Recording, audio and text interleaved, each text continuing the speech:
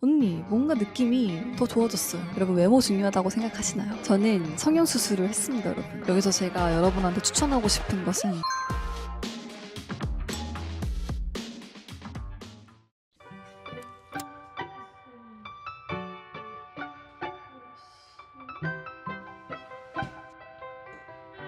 안녕하세요, 여러분. 룸투어 보신 분들은 아시겠지만 대부분의 구독자분들이 룸투어를 보셨을 거란 생각으로 말을 하게 되네요. 저는 서재에 있고요. 밤 10시입니다. 얼굴 때깔이 약간 안 좋죠? 제가 최근까지 장염을 앓았다 보니까 살이 많이 빠졌어요. 마이크는 어떤가요? 지난 룸투어 때 제가 중간에 한번 체크를 했을 때 소리가 자꾸 먹히는 것 같아서 그 다음부터는 아예 마이크를 빼고 촬영을 했거든요. 근데 음질 차이가 꽤 많이 나더라고요. 그 조정 전 버전을 업로드하는 바람에 아마 시청하시는데 좀 불편함이 있었을 것 같아요. 죄송합니다. 여러분, 오랜만에 이렇게 밤에 나누는 이야기네요. 이 집에서의 첫 진대이기도 하고, 제가 예전 취향 Q&A 영상이나 학창 시절 이야기도 있었고, 그때 이제 제 모습을 보는데 엄청 힘주고 있는 거예요. 집에서 막 귀걸이 하고 있고 막 그렇더라고. 그래서 지금 제 행색이 초심을 잃은 것이 아니라 여러분이 좀 편해지기도 했고, 솔직히 집에서 예쁜 블라우스 입고 귀걸이 하고 있는 게 이렇게 뭐하기도 하고 조금 더 무심해진 감이 있습니다. 그리고 오늘 다루는 이야기들이 자칫하면 조금 무거워질 수도 있을 것 같아서 최대한 제 아웃핏은 이렇게 편하게 집 앞 벤치나 편의점에서 편하게 친구랑 이야기하는 느낌으로 그렇게 담아보고 싶었어요. 여름 밤 공기에 친구 만나러 나온 그런 느낌으로 가볍게 가벼운 마음으로 들어주시면 감사하겠습니다. 오늘은 이거는 청귤 우롱티예요. 가볍게 우려내서 아이스로 마시기 좋은 차라 준비를 해봤습니다. 여러분, 제가 이 영상을 준비를 한 이유는요, 여름이니까 다이어트, 외모, 자기관리 이런 영상들을 많이 찾으시고 저도 궁금하고 그런 이유들도 있고, 또 요즘 따라 여러분이 언니 좀 예뻐졌어요, 뭐해요, 막 이런 그런 질문이랑 칭찬들을 좀 해주시기도 하고, 그리고 무엇보다 제가 한 번도 다루지 않은 이야기예요, 유튜브에서. 근데 굉장히 관심이 많습니다. 저도 관리하는 거, 꾸미는 거 굉장히 좋아하는 사람으로서 이야기하고 싶은 거리들이 많죠. 근데 그만큼 또 자극적이기도 하고, 저희 주 시청자층이 이제 20, 30 여성분들이긴 한데 소수의 남자분들도 계시고요. 학생분들이 있습니다. 학생분들이 있어서 물론 똑똑하게 야무지게 자리 판단 잘하는 사람들인 걸 알지만 그래도 괜히 좀 걱정되고 우려되는 마음이 있었다. 그런 조각들을 잘 모아서 하나의 압축본으로 만들고 싶기도 했고, 조금 더 딥한 이야기들도 나눠보고 싶었습니다. 그래서 이 영상은 저 사실 여기 성형했어요. 이런 시술이 좋더라, 이런 정보의 나열이기보다는 제가 이 외적인 것들을 바라보는 생각, 시각들을 편하게 이야기하고 여러분의 생각도 들어보고 싶다라는 생각에서 출발을 했습니다. 챕터가 좀 있어요. 일단 첫 번째, 외모 중요할까? 자기관리 왜 할까? 그 두 번째, 일상적으로 하는 것들, 남이 해주는 관리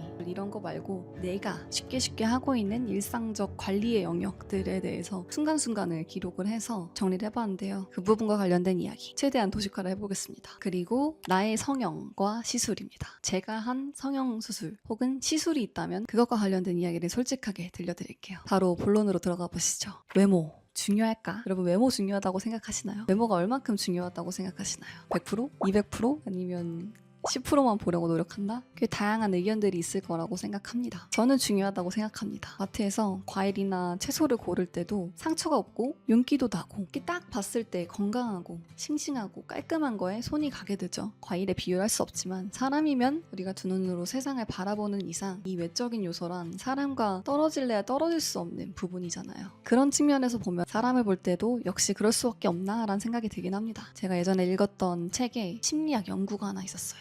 후광 효과라는 거였는데, 사람은 한 가지 좋은 인상을 받으면 나머지도 좋게 보려는 습성이 있다고 합니다. 우리가 이번에는 외모와 관련된 이야기를 하고 있으니까 저 사람 피부 좋다로 시작해서 저 사람 자기관리 잘할 것 같고 성격도 좋을 것 같고 왜인지 일도 잘할 것 같아, 이런 생각, 처음에 든 생각이 이렇게 순식간에 번진다고 합니다. 이게 굉장히 근거 없는 편견 같지만 통계 역시 이를 뒷받침한다고 합니다. 매력적이고 건강해 보이는 사람일수록 더 똑똑하고 더 성실하고 결국 더 성공할 거라고 그렇게 무의식적으로 믿게 되는 거, 그런 것들을 후광 효과라고 통칭한다 해요. 결국 그 외모를 통해서 그 사람의 건강함, 그리고 통제력, 절제력, 이런 것들, 이런 성격들을 유추하고 본능적으로 끌린다고 합니다. 근데 여기서 중요한 포인트, 이 매력이라는 건 꼭 타고난 이목구미를 말하는 게 아니라고 합니다. 요즘 더 뜨고 있는 이 피부과학 연구를 보면 사람들이 매력적이다 라고 느끼는 얼굴은 이 이목구비의 생김새보다 이 피부톤이 얼마나 고른가 크게 좌우된다고 해요. 제가 그 대목을 보고 무슨 생각이 들었냐면, 인스타를 만약에 하시는 분들이라면 한 번쯤은 꼭 봤을 것 같은 릴스인데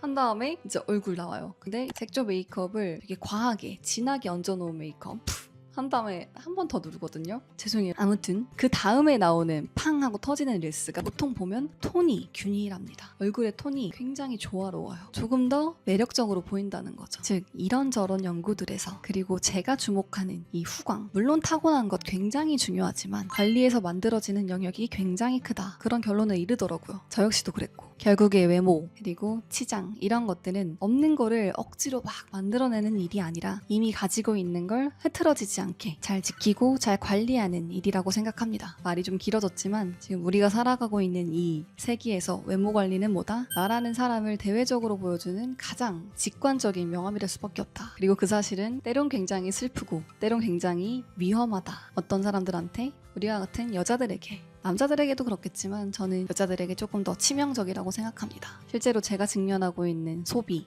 결혼, 모든 시장의 영역에서 이 외면과 여성은 뗄래야 뗄 수 없는 관계가 되어버리거든요. 그래서 우리는 이것들을 경계할 필요가 있다. 그래서 외모 관리가 그렇게 중요하다고? 난 그러면 언제까지, 어디까지 해야 되는데? 이걸 이렇게 강박적으로 접근을 하게 되면 그때부터 위험해지는 것 같아요, 여러분. 제가 좋아하는 책이 한 권 있는데, 욕구들, 캐롤라인 랩 작가의 책입니다. 이 작가의 저서들은 굉장히 호불호가 많이 갈리는데 저는 극호에 가까운 사람이라 기회가 되신다면 이 책도 읽어보셨으면 좋겠어요. 그 책에서 이런 문장이 나옵니다. 여자들은 선택할 것이 무한하다. 아무도 당신에게 말해주지 않을 것이고 당신이 의지할 사람은 당신 자신밖에 없다. 선택할 자유는 바꿔 말하면 실수하고 실패할 자유. 자아의 파괴를 동반하는 끔찍한 불확실성을 견디며 살아갈 자유이다. 나는 이것이 해소되지 않은 욕구 뒤에서 끊임없이 뛰는 동요의 맥박이라고 생각한다. 저 케이크를 사, 저 자켓을 사, 우리 내면의 허함을 달래줄 거야. 너의 흔들리고 있는 정체성에 망토를 씌워줄 거야. 이런 유혹들이요. 이 문장을 보고 어떤 생각이 드셨나요, 여러분? 저는 이 문장들이 나의 본질적인 욕구가 적절히 해소되지 않을 때, 그게 연쇄적으로 일어나는 가짜 욕구들 있잖아요.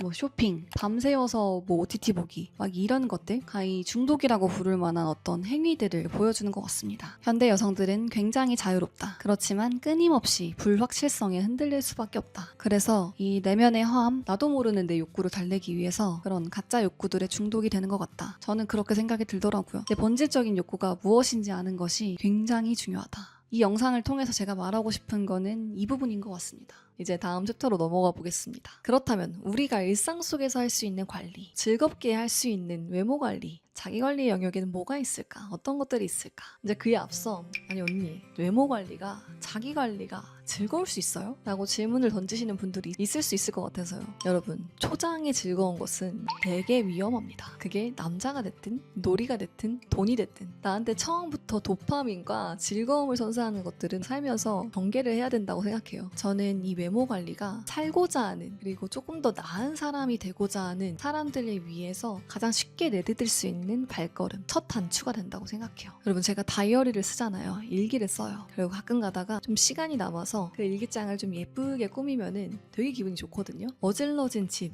정리되어 있는 걸 보면은 저는 엄청난 카타르시스를 느껴요. 뭐 살구 털 예쁘게 잘라줄 때도 그렇고, 뭔가 예쁘게 꾸민다는 게 즉각적인 쾌락과 즐거움을 준다고 생각하거든요. 근데 하물며 그게 내 몸이야. 살면서, 그리고 나이가 들면서 내 맘대로 할 수 있는 게 많지 않거든요. 사회생활 하다 보면, 그리고 또 인간관계 맺다 보면 그렇잖아요. 내 머리카락, 피부, 내 체력, 이런 것들은 인생에서 오로지 내 뜻대로 운영하고 움직일 수 있는 게 몸인 거죠. 어느 날은 이렇게 머리를 해보고 어느 날은 복근도 만들어보고 몸을 운영을 해본다고 생각하는 거예요. 이렇게 몸이 좀 건강해지고 단정해지면 응당 체력이라는 게 따라와요. 체력이 붙으면 뭐가 생긴다? 자신감이 생겨요. 조금 더 밖으로 나가고 싶고, 기존에 하지 않았던 조금 더 과감한 시도, 좀 과감한 패션에 도전해보게 되고, 그게 결국엔 도전으로 이어져요. 나를 대접한다고 하죠. 내 몸을 좀 더 성실하게, 귀하게 굴려본 사람은 삶을 대할 때도 그렇다는 거예요. 내 삶을 조금 더 창조적으로, 하지만 안전하게, 넓혀갈 체력과 용기가 결과론적으로는 길러질 수밖에 없다.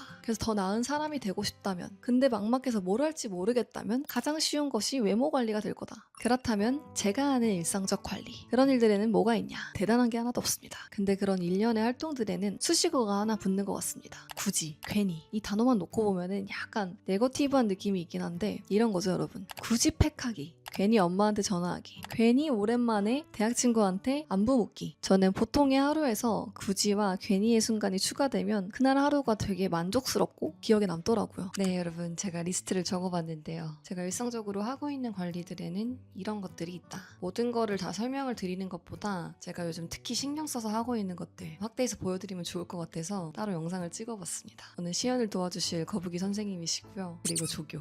준비물은 폼롤러 하나입니다. 장요근 스트레칭을 할 겁니다. 장요근은 장기들이 몰려있는 섬세한 부위이기 때문에 너무 딱딱한 폼롤러보다는 조금 더 폭신한 타입을 추천드립니다. 바닥에 두고 배꼽, 딱 배꼽 라인에 맞춰서 배를 올려놓습니다. 팔꿈치는 어깨 바로 밑, 그 플랭크 하는 자세 있죠? 그거 생각하시면 되고요. 폼롤러 위에 몸을 눕힌 다음 천천히 약 4초 정도 숨을 들이마셨다가 6초 편안하게 숨을 내쉬면서 몸의 긴장을 다 풀어줍니다. 이 장요근 스트레칭에서 제일 중요한 거는 배에 힘이 들어가지 않도록 하는 거예요. 이렇게 3세트 30초 이 배에서 심장 맥박 뛰는 느낌이 들거든요. 되게 시원해요. 어느 정도 익숙해지면 팔꿈치에 힘을 풀고 손등이 위에 이마를 댑니다. 조금 더 깊숙하게 이완. 저는 주로 아침에 딱 1분 정도 시간을 내서 하고 있는데 순환이 정말 잘 돼요. 이 배 쪽에서 몰려있는 피가 펌핑이 되면서 얼굴, 다리로 즉각적으로 순환이 일어나기 때문에 붓기가 정말 시원하게 빠집니다. 뱃살이 잘 빠져요. 생전 안 빠지던 아랫뱃살, 살이 말랑말랑해지면서 빠지기 쉬운 살성으로 전환이 됩니다. 그리고 이 자세가 골반이 앞으로 틀어져 있거나 옆으로 틀어져 있는 분들, 특히 전방경사 가지고 있는 분들한테 되게 좋다고 해요. 허리 부분의 긴장도 같이 풀어주기 때문에 덤으로 전신을 스트레칭하는 효과가 있습니다. 하다 보면 더 익숙해져요. 자극을 원하시는 분들은 무릎을 잡고 옆으로 부드럽게 왔다 갔다. 그럼 자극이 좀 더 잘 들어옵니다. 네, 첫 번째 장요근 스트레칭은 이렇게 끝. 네, 두 번째 챕터입니다. 이번엔 여름철 바디 관리 시간인데 이번에 휴가 갔다 오면서 새까맣게 탔습니다. 이렇게 타거나 그을린 피부 혹은 흑색된 피부를 관리하는 좋은 방법입니다. 준비물은 집에 있는 바디로션, 어떤 타입이어도 상관없어요. 그냥 잘 쓰는 바디로션을 넉넉한 양으로 짜고 비타민C 세럼, 에센스가 필요합니다. 저는 잘 쓰고 있는 필리프 거 사용할게요. 근데 다이소 것도 괜찮고요. 그냥 비타민C가 들어간 세럼을 준비하시면 됩니다. 이것도 없다. 근데 이렇게 뒤적뒤적 해보니까 먹는 비타민C 액상으로 된 게 있다면 한두 방울 정도 넣어주셔도 괜찮습니다. 비타민C는 먹는 것도 중요하지만 바르는 것도 굉장히 중요해요. 잘 섞어서 바디에 부드럽게 펴발라줍니다. 이렇게 팔꿈치, 무릎, 겨드랑이, 삭삭된 부위들은 더 꼼꼼히 롤링해줍니다. 여러분, 이 방법 되게 좋아요. 제 겨드랑이도 무릎도 이렇게 관리를 하고 있는데 시간이 지날수록 토닝되는 게 느껴집니다. 바디에 비타민C 바르기 강추. 두 번째 스텝, 다시 바디로션을 준비합니다. 여러분, 제가 일전에 바디로션을 가까이 하라고 말씀드렸었죠. 귀찮아도 혹은 끈적거려도 일단 바르는 게 중요합니다. 그 다음 준비물, 집에 분명히 바디오일 있을 거예요. 여러분, 또 이 오일은 소비기한이 길기 때문에 굴러다니는 바디오일 뭐든 가져오세요. 이 방법은 까끌까끌한 피부에 쓰는 관리 방법이에요. 역시나 팔꿈치 쪽 혹은 무릎, 허벅지 뒤, 내 본연의 피부보다 모공이 조금 늘어났거나 뱀살, 튼살 어디에든 만능으로 쓸 수 있는 방법이니까 그냥 내가 쓰고 있는 바디 제품에 오일 섞어 바르는 거, 이거 한번 꼭 해보셨으면 좋겠습니다.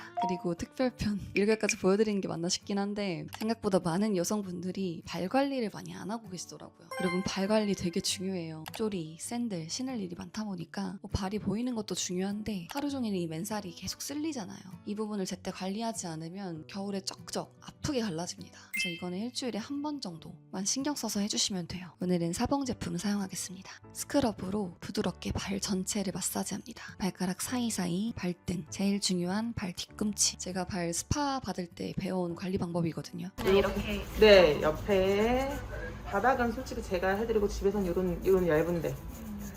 진짜 하나하나 이렇게 해줘야 되는구나.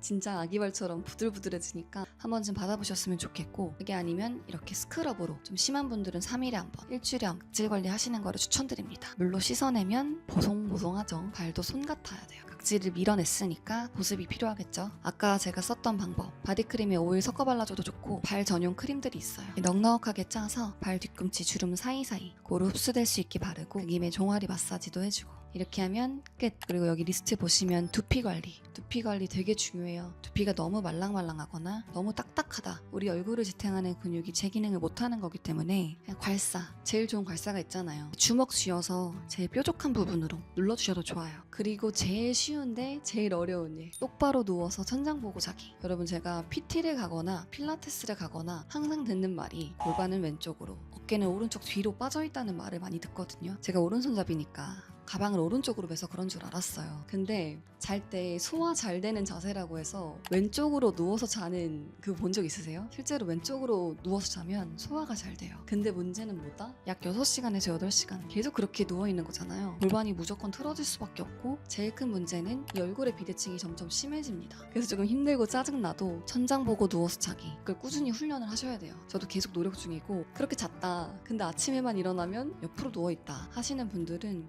종아리 밑에 베개, 좀 도톰한 베개 올리고 자는 걸 추천드립니다. 몸이 좀 덜 돌아가더라고요. 이게 정말 별게 아닌데 제 주변에서도 많이 모르기도 하고, 하나하나 다 단순한 것 같지만 효과가 좀 드라마틱하게 큰 방법들이라서 오늘은 이 부분을 좀 강조해서 추천드립니다. 네, 이제 다시 본론으로 가보겠습니다. 그래서 이제 제 이야기를 해볼게요. 이제 나의 성형과 시술 이야기. 어쩌면 어떤 여러분은 앞에는 스킵하실 수도 있겠죠. 저는 성형수술을 했습니다, 여러분. 저는 눈 수술을 했습니다. 알고 계시죠? 작년 가을에 쌍꺼풀 매몰 수술을 했고요. 원래 쌍꺼풀이 제가 겹쌍꺼풀이었어요. 이쪽이 2개, 이쪽이 4개. 쌍꺼풀이 여러 개이다 보니까 눈뜨기가 힘들어져서 쌍꺼풀 수술을 결심을 하고, 그래서 그거를 이제 하나로 찝는 찝기, 매몰 수술을 합니다. 그림에 같이 눈밑을 했었습니다. 이제 이거는 새롭게 드린 이야기. 그리고 그로부터 3개월 뒤 올해 1월 재수술을 하게 됩니다. 눈이 두 쪽이잖아요, 여러분. 왼쪽만 재수술을 하게 됐어요. 안검하수 수술을 합니다. 알고 보니까 이게 이제 안검하수 때문에 눈이 이렇게 약간 눌려있는 상태였거든요. 쌍꺼풀 간의 이제 교섭 상태로 인해서 눈이 잘 안 떠져서 제가 계속 눈썹으로 눈을 뜨는 거예요. 그래서 제 옛날 사진들을 보시면 눈썹이 이쪽이 더 올라가 있어요. 몰랐어요. 근데 이제 병원 가서 들어보니까 그런 거예요. 그래서 원장 선생님 말, 안검하수 수술이라는 게 쉽게 말하면은 이 눈과 이 근막을 묶는 거래요.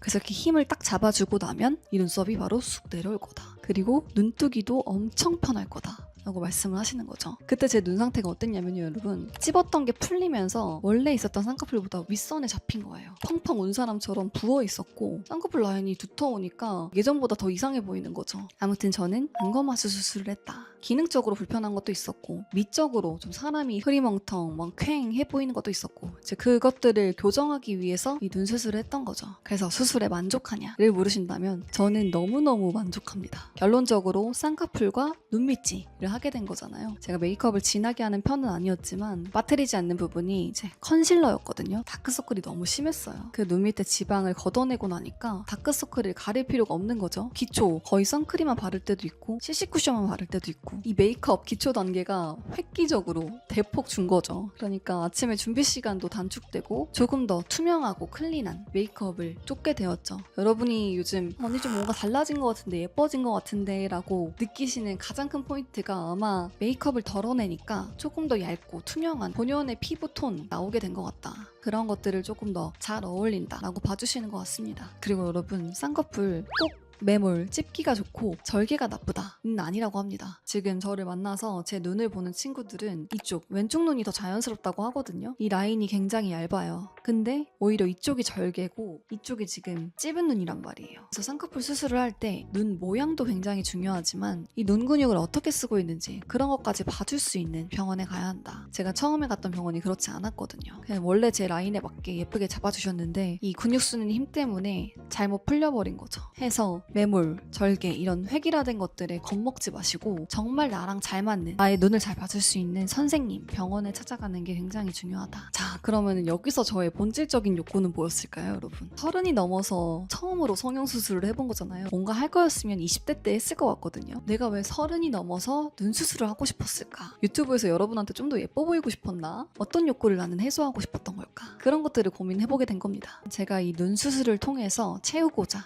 해소하고자 했던 있던 욕구는 더 화려한 얼굴이라기보다 일상 속의 비효율, 컨실러, 인공눈물 맨날 넣는 거, 그리고 사진 영상 속에 조금 피곤해 보이는 인상, 그런 다운된 에너지와 비효율적인 것들을 좀 걷어내고 좀 맑고 편하고 그런 기능적인 쾌적함, 시간 단축에서 오는 시간적인 자유, 그런 것들이 아니었나. 그 다음에 시술과 관련된 이야기. 제가 어떤 컨텐츠, 어떤 사진을 올리더라도 항상 따라왔던 질문이 시술 뭐하냐. 제가 30대잖아요, 여러분. 당연히 이제 시술을 받을 거라고 생각하시나 봐요. 제 주변도 거의 다 받습니다. 그리고 저 역시도 받습니다. 성형보다는 덜 무섭고 덜 위험하고 덜 비싸고, 아닌가? 요즘 어떤 시술 보면 성형보다 비싼 것 같기도 하고. 먼저 왜 시술을 받게 됐느냐. 그리고 이제 제가 30대 중반이기도 하고 제 얼굴이 나오는 이 유튜브라는 직업도 있고, 그때 당시에 이제 강의도 준비하고 있었고, 외모를 좀 더 관리를 해야 된다라는 접근에서 시작을 했죠. 그리고 무엇보다 주변에서 점점 시술을 많이 하는 거예요. 되려 시술을 안 하는 제가 좀 더 뒤처지고 있다는 느낌? 그런 느낌이 들 정도로 33세 나이가 되니까 정말 만연하게 쉽게 시술을 하더라고요. 그래서 유튜브도 좀 보고요. 주변에도 많이 물어보고, 거기도 끝이 없더라고요. 그도 그럴 것이 사람마다 피부 타입이 다르고 아쉬운 부분이 다르고, 제가 지금까지 받아본 시술이 하트 시그널 나가기 전에 이제 티타늄 리프팅, 다크서클 때문에 했던 울트라콜, 눈 밑에 맞는 콜라겐 주사, 1월에 했던 써마지. 여기서 제가 여러분한테 추천하고 싶은 것은 써마지입니다. 저는 앞으로도 써마지를 받을 거예요. 이 써마지의 효과를 톡톡히 느꼈어요. 이 써마지를 왜 하게 됐냐? 제 주변에 좀 멋있고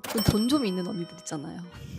시술 얘기로 가니까 이렇게 사실적으로 얘기를 할 수밖에 없네. 제가 되게 존경하고 멋있고 경제력이 있는 언니들이 이 써마지를 꼭 하라는 거예요. 자기는 아무리 바빠도 써마지는 꼭 한대요. 피부에 적립하는 보험이라는 거예요. 일단 뭐 해야 될지 모르겠으니까 언니들이 좋다는 써마지를 하자. 시술 중에서도 꽤 고가의 시술이고 다운타임이 있습니다. 저는 1월에 맞았으니까 2월, 3월, 4월쯤부터 여러분 제 주변에서 너 왜 이렇게 살이 빠졌어? 너 왜 이렇게 예뻐졌어? 혹은 여러분이 언니 뭔가 느낌이 더 좋아졌어요. 이런 얘기를 계속 하시는 거예요. 이 써마지 완전한 리프팅 시술이라기보다는 피부를 좀 재생시켜주는 거에 가깝다고 느꼈어요. 한 2년 전쯤의 나이 정도로 피부의 탄력이라든지 처짐이라든지 묘하게 잘 잡아주는 그런 기분이 들더라고요. 그래서 뭐 이사에 강의에 유튜브 재개에 블랙저널 보고 싶지 않을 정도로 수면 루틴이 처참했단 말이죠. 근데 아이러니하게 그때 되게 이뻐졌다 이런 소리 많이 듣는 거예요. 근데 원인이 뭐겠어? 써마지밖에 없는 거예요. 딱 1년에 한 번만 맞을 생각입니다. 그때 당시 써마지랑 병행했던 게 사각턱 보톡스, 정은채님, 김태리님, 이 턱라인이 살아있는 얼굴들을 미적으로 굉장히 좋아하기 때문에 저한테 있는 이 사각턱을 되게 좋아해요. 어떤 댓글에서였나?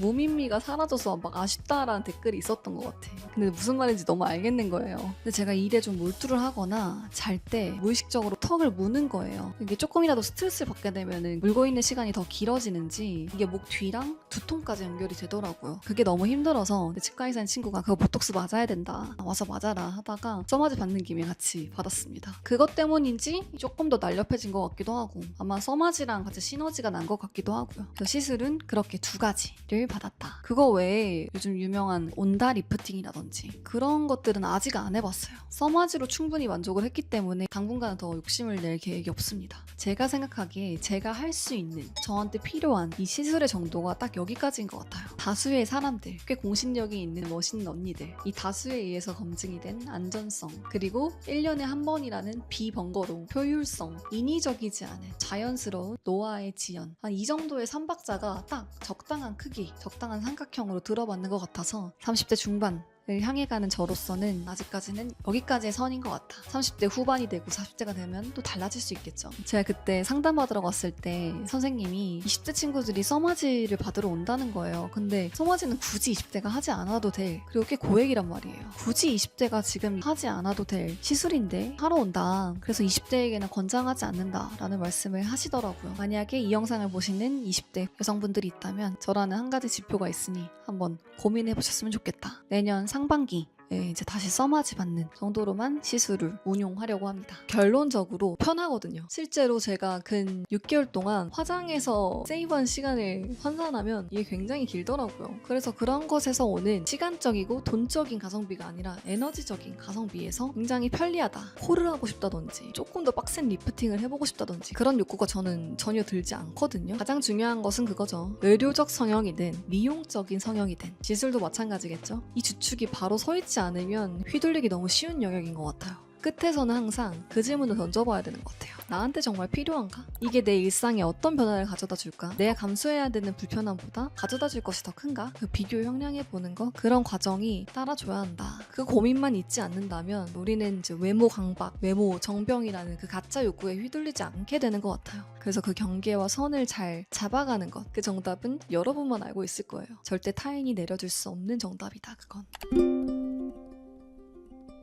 이게 챕터별로 아마 정리가 될 것 같은데, 첫 번째로는 내 몸과 정신의 밀도를 높이는 일입니다. 로션을 꼼꼼하게 바르는 일. 그냥 수분크림 하나만 바를 수도 있잖아요, 여러분. 굳이 팩하기. 솔직히 귀찮잖아요. 냉장고에서 팩 꺼내가지고 붙였다가 핸드폰하고 떼고 흡수시키고 녹초가 된 하루 끝에서 이거 되게 귀찮은 일이란 말이에요. 근데 굳이 하는 거예요. 또 반신욕하기, 따뜻한 차 한 잔 마시기, 그리고 좋아하는 와인 한 잔 마시기. 뭐 굳이이기도 하지만 되게 큰 즐거움을 주는 일들이거든요. 일단 몸에 순환이 되고 그러면서 좀 요란했던 마음이 가라앉게끔 두는 리추얼적인 행위들이죠. 그런 것들이 있겠다. 그리고 정신의 밀도를 높이는 일 중에 하나로는 적극적인 무관심 이라는 행위가 있습니다. 이거는 제가 놓치지 않으려고 의식적으로 노력하는 일이기도 한데요. 요즘에는 우리가 SNS 이런 것들이 너무 쉽잖아요. 클릭 한 번이면 전혀 다른 재밌는 세상이 펼쳐지니까 우리가 보고 싶지 않은 것, 그리고 이롭지 않은 것들에 이제 무방비하게 노출이 된다고 생각하거든요. 어느 순간부터는 그런 것들을 구분하는 것도, 구별하는 것도 너무 필요한 거예요. 그래서 타인의 소음, 흘러가는 가십, 기억하지도 못할 그냥 찰나의 유희 같은 것들에 내 에너지를 낭비하지 않게끔, 그리고 지금의 나에 집중할 수 있게끔 침묵하게 만드는 그런 관리라고 할 수 있겠습니다. 그래서 일부러 핸드폰을 안 보려고 노력해요. 집 정리를 한다던가 라디오를 틀어둔다던가 그런 식으로 의식적으로 핸드폰과 멀어지는 거죠. 적극적인 무관심 실천하려고 많이 노력하고 있습니다. 그리고 마지막, 솔직해지기 입니다. 타인에게 향할 수도 있고 무엇보다 제 스스로에게 솔직해지고 싶다는 마음에서 기인하는 것 같아요. 일기를 쓸 때도 그렇고 하루 끝에 엄마랑 전화를 할 때도 그렇고 그냥 조금 더 솔직하게 내 감정을 억압하지 않고 그건 좋았어, 이런 게 좀 슬펐어, 이런 식으로 그때그때 그런 감정들을 잘 내보내줘야지 어떤 마음에 염증이 안 생기더라고요. 그게 좀 과한 마음인 것 같으면 일기로 많이 풀어내는 것 같고, 그게 아니면 이제 저는 동생이나 엄마나 제 친구들이랑 전화도 많이 하고 옆집에 친구가 사니까 크고 작은 일상의 대화들을 많이 꺼내놓고 이야기하는 것 같아요. 그 다음 두 번째 장, 내가 머무는 공간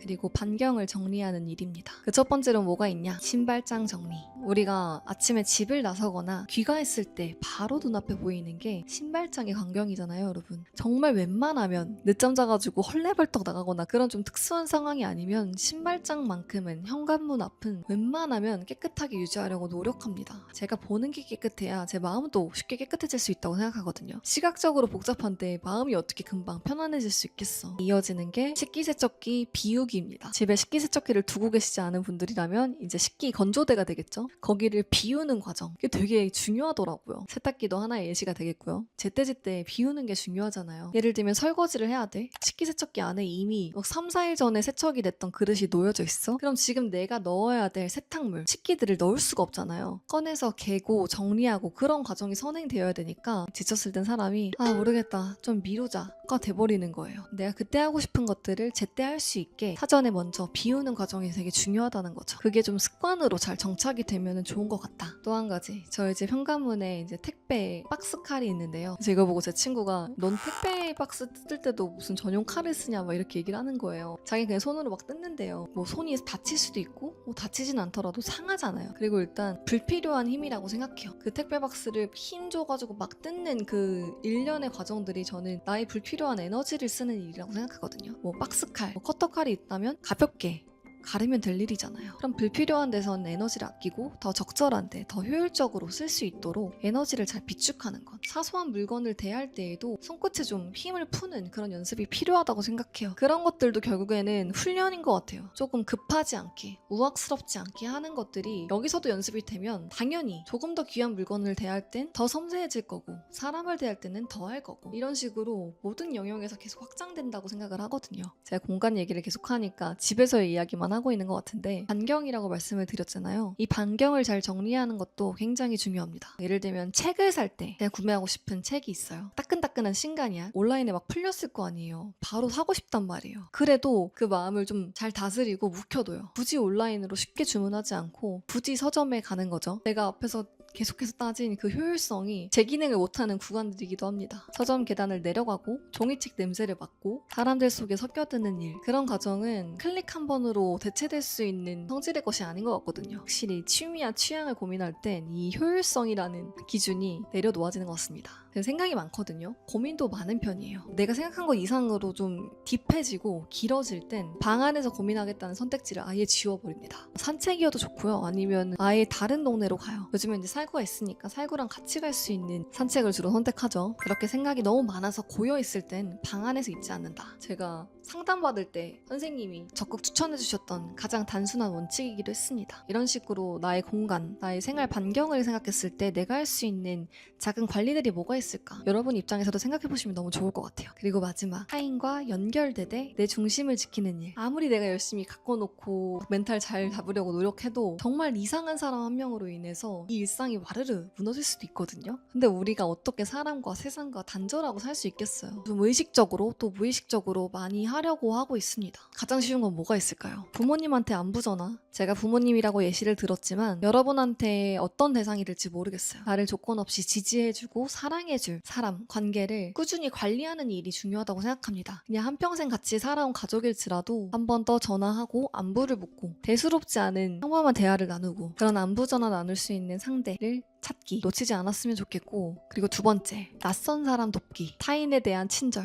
여러분 역시도 이런 경험이 한 번쯤은 있었을 것 같은데 이게 되게 기분이 좋거든요. 택시기사님한테 기분 좋게 인사 한번 건네는 거, 내가 먼저 문에 들어가고 뒷사람 문 한 번 더 잡아주는 거, 되게 뿌듯하고 그 뿌듯함이 기분 좋음으로 치환돼서 그 기분이 생각보다 오래 지속되더라고요. 결국엔 남을 향한 친절은 부메랑처럼 나한테 다시 돌아오는 것 같아요. 내 안에 자존감 그리고 사랑, 스스로 줄어드는 인류애, 이런 것들을 채워주는 좋은 씨앗들이 된다. 그거는 꼭 사랑을 받을 때가 아니라 줄 때 채워지기도 한다. 그런 것들을 여러분이 놓치지 않았으면 좋겠다. 네, 여러분, 제가 생각하고 있는 것들은 여기까지인 것 같아요. 조금 더 지엽적으로 들어가면 할 말은 더 많겠지만 그럼 제가 너무 또 쓸데없는 말을 많이 할 것 같아서 여기까지로 줄이고요. 솔직히 말씀드리면 제가 여기서 어떤 정보를 더 전달을 하면 좋을까? 사실 크게 의미가 없는 것 같아요. 제가 커피를 좋아해요. 와인을 좋아해요. 그렇다고 해서 제가 커피를 빠삭하게 알거나 와인을 빠삭하게 알지 못하거든요. 제가 이살구를 정말 사랑하지만 강아지한테 뭐가 좋은지 안 좋은지 어쩌면 3%도 모르는 것 같아요. 꼭 다 알아야지만 사랑할 수 있다? 사랑하는 건 아니라고 생각합니다. 사람도 그렇잖아요. 내가 이 사람의 모든 과거와 비밀을 다 알아야지만 이 사람을 사랑할 수 있다? 오히려 그럼 더 사랑할 수 없을 것 같은데. 아무튼 모든 걸 다 알아야만 사랑하는 게 아니라 그냥 어떤 우연한 기회로 혹은 그냥 눈앞에 있으니까 그냥 그 존재 자체를 사랑하게 될 수 있는 거죠. 나를 관리한다는 것도 마찬가지인 것 같습니다. 내 얼굴에 아쉬운 부분, 내 습관 중에 아쉬운 것들, 결점, 이런 것들을 다 뜯어 고쳐야만 나를 사랑할 수 있는 건 아닌 것 같거든요. 나라는 사람 존재 자체를 그냥 그대로 예뻐해주고 사랑해줄 수 있다는 거죠. 그리고 저는 사람이 살면서 이 틈, 균열이라는 게 꼭 필요하다고 생각해요. 균열이 있으면 무너질 것 같지만 틈이 있어야 그 사이로 햇빛도 들어오고 그 사이로 바람도 불고 환기도 되고, 오히려 평온할 때보다 흔들릴 때 더 중요한 질문, 사람이 나타날 수 있다 라고 생각합니다. 제가 브이로그에서 늘 좋은 모습만 보여드리는 건 아니지만요, 저의 수많은 모습들 중에 그래도 여러분한테 보여드리고 싶은 마음인 것 같아요. 제가 조금 귀찮더라도 굳이 카메라를 들어서 여기 놓고 여러분한테 이 장면을 찍어서 송출하고, 그 안에 담긴 저는 굳이 발 스크럼을 하고 있고 굳이 팩을 하고 있고, 제 영상을 보면서 그냥 문득 오늘 밤에 좀 따뜻한 물로 씻고 얼굴에 로션 조금 더 꼼꼼하게 발라야지, 그런 순간이 하나하나씩 좀 더해져가는 그런 것들을 꿈꾸면서 이 영상을 찍고 있는 것 같습니다. 여러분이 다른 사람한테 말고 스스로한테 다정해 주셨으면 좋겠어요. 제가 앞서 말씀드렸던 굳이, 괜히가 기꺼이 당연히가 되는 날까지 그런 다정한 습관들이 잘 모여서 어느 날 내가 돼 있으면 되게 뿌듯할 것 같지 않나요? 저도 그 지점을 향해서 계속 달려가고 있는 것 같습니다. 결론, 가짜 욕구들에 이제 마음을 자꾸 뺏겨서 속상하고 풀이 죽고 마음이 막 요란해질 때마다 그냥 손끝에 좀 힘 좀 풀고, 일상 속에 내가 아까 세워놨던 작은 습관들 있잖아요. 그런 좋은 습관들로 잘 돌아오셨으면 좋겠어요. 오늘 저희 집 앞 벤치 와주셔서 감사하고요. 지금 얼굴에 기름도 많이 올라오고 굉장히 떼꾸내진 상태 상태인데 이 상태로 지금 외모 관리에 대한 영상을 찍고 있는 게 맞나 싶습니다만 그래서 제가 말하고자 하는 바들이 잘 전달되었으면 좋겠습니다. 제가 유튜브 하면서 제일 아쉬운 점이 대답을 잘하고 싶어요. 한 줄로 뭉뚱그리는 대답이 잘 안 되는데 어느 순간부터는 댓글을 달지 못하고 있거든요. 보지 않고 신경 쓰지 않는 게 아니니까 언제든 궁금한 거, 남기고 싶은 말, 그냥 다짐하는 말 이런 것들 남겨주시면 저도 읽고 앞으로의 영상, 앞으로의 일상들에 잘 적용하고 반영하도록 하겠습니다. 그럼 여러분 오늘도 같이 놀아주셔서 감사합니다. 저는 조만간 브이로그로 찾아뵙겠습니다.